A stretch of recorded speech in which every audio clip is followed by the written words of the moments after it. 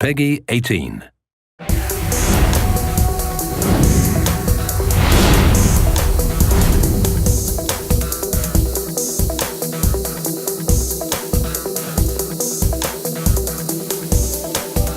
It's easy to look at something like Saints Row and go and think, oh God, they're just doing whatever. What's the appropriate level of crazy for a certain thing? The amount of discussions that we have about seemingly innocuous things are really weird. And like, it takes a lot of work to make something this beautifully stupid. Thank you. I mean it. You're not wearing pants. This just got weird. Without Saints Row 1 and 2, there'd be no Saints Row 3. Without Saints Row 3, there'd never be a Saints Row 4. And so we have to go and respect that. There needs to be a dialogue between us and the people who love what we do.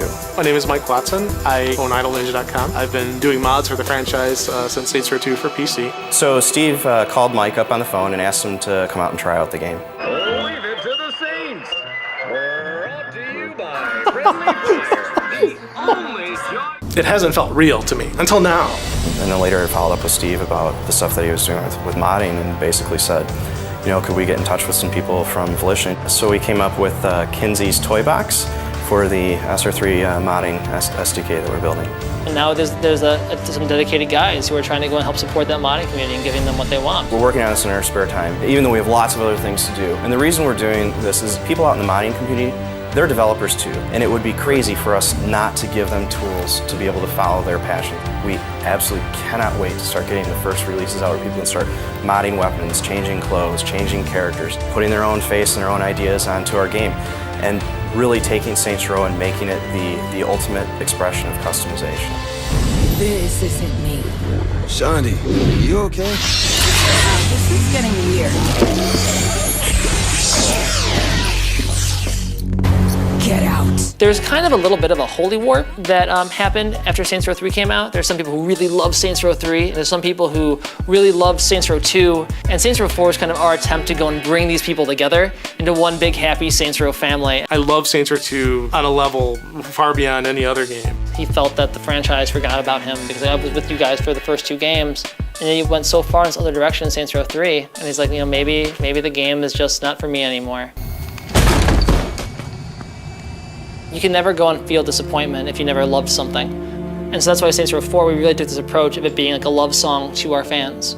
It started off a little slow, and I think part of that was, you know, I was looking at a lot of unfinished assets, unfinished cutscenes. But once I got past a certain point in the story where I started being able to change weapon skins when they started getting more of the superpowers, that's when it became something really special. Over the course of 3 days, it was interesting seeing him go from being trepidatious to being interested to loving it. There's just so much great stuff in this game that I didn't expect. A lot of the open world takes place in this virtual recreation of Steelport, which has been great because you kind of have a sense of familiarity, but we also knew we wanted to go and feel different. Because of superpowers, that's exactly what happens. You experience the city in a very different way. I mean, we have structures changed, we add these massive alien towers that you can climb up, but the biggest thing is that because you are leaping over buildings, the whole vertical element of it has redefined everything about the city. Because that was like the most fun I've ever had playing a Saints Row game or any superhero game. Whoa, guys. Can we just get to murdering already? If we know that people like certain things, we should celebrate that and give them more options. We know people wanted more customization options. Let's let them customize weapons. Because all the weapons in 4 are just like crazy amazing. Shouldn't have fucked with the president!